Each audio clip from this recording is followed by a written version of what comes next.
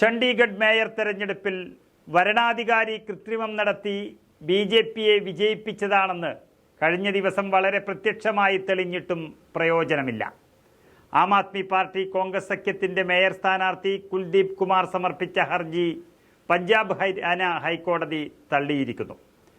കഴിഞ്ഞ ദിവസം നടന്ന ചണ്ഡീഗഡ് മേയർ തെരഞ്ഞെടുപ്പിൽ വരണാധികാരി കൃത്രിമം നടത്തി ബി.ജെ.പിയെ വിജയിപ്പിച്ചതാണെന്നും തെരഞ്ഞെടുപ്പ് ഫലം സ്റ്റേ ചെയ്യണമെന്നും ആവശ്യപ്പെട്ട് ഇന്ത്യ സഖ്യത്തിന്റെ മേയർ സ്ഥാനാർത്ഥി കുൽദീപ് കുമാർ സമർപ്പിച്ച ഹർജിയാണ് പഞ്ചാബ് ഹരിയാന ഹൈക്കോടതി തള്ളിയിരിക്കുന്നത്.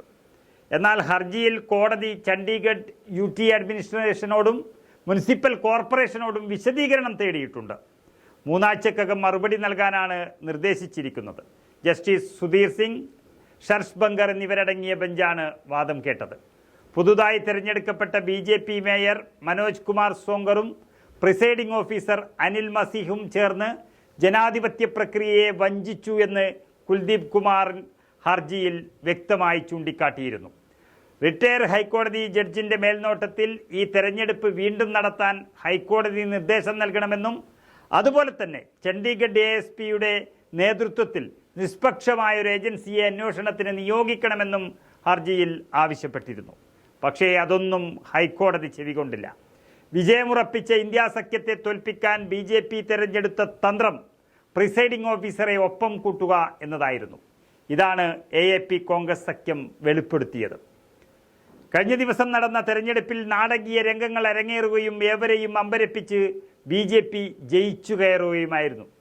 35 അംഗ കോർപ്പറേഷനിൽ BJPക്ക് 14, AAPക്ക് 13, കോൺഗ്രസിന് 7, ശിരോമണി അകാലിദളിന് 1 കൗൺസിലർമാരുമാണ് ഉണ്ടായിരുന്നത്. കോൺഗ്രസുമായി സഖ്യമായിട്ടാണ് AAP മത്സരിച്ചത്, അതായത് ഇന്ത്യ സഖ്യം.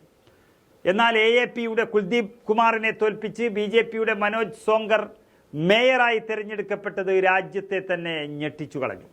മനോജ് സോങ്കറിന് അവിടുത്തെ MP-യുടെയും ശിരോമണി അകാലിദളിൻ്റെയും അടക്കം 16 വോട്ട് ലഭിച്ചു. കുൽദീപ് കുമാറിന് എന്നാൽ ലഭിച്ചത് 12 വോട്ടുകൾ മാത്രമാണ്. ഇതുകൊണ്ടൊന്നും ജയിക്കാൻ BJPക്കാവില്ല എന്നുറപ്പായപ്പോഴാണ് ഇന്ത്യ സഖ്യത്തിന്റെ 8 വോട്ട് പ്രിസൈഡിംഗ് ഓഫീസർ അനിൽ മസീഹ് അസാധുവായി പ്രഖ്യാപിച്ചത് നിർണായകമായത്. ഇതാണ് BJPയുടെ ചതിയായി വിശേഷിപ്പിക്കപ്പെട്ടത് ഈ രാജ്യത്ത്. വോട്ടെണ്ണുമ്പോൾ പ്രിസൈഡിംഗ് ഓഫീസർ ചില അടയാളങ്ങളിട്ട് കൃത്രിമം നടത്തിയെന്നാണ് വീഡിയോ പങ്കുവെച്ചുകൊണ്ട് AAP വെളിപ്പെടുത്തിയിരിക്കുന്നത്. കോടതിയിലും അത് സമർപ്പിച്ചു.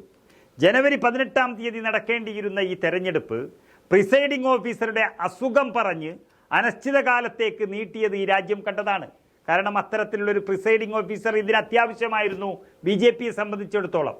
എന്നാൽ അത് ശരിയല്ലെന്ന് കണ്ടതോടെയാണ് വിഷയത്തിൽ ഇടപെട്ട് പഞ്ചാബ് ഹരിയാന ഹൈക്കോടതി തെരഞ്ഞെടുപ്പ് ജനുവരി 30-ന് മുൻപ് നടത്തണമെന്ന് ഉത്തരവിട്ടതും ഇതിൻ്റെ അടിസ്ഥാനത്തിൽ അവസാന ദിവസം തെരഞ്ഞെടുപ്പ് നടന്നതും.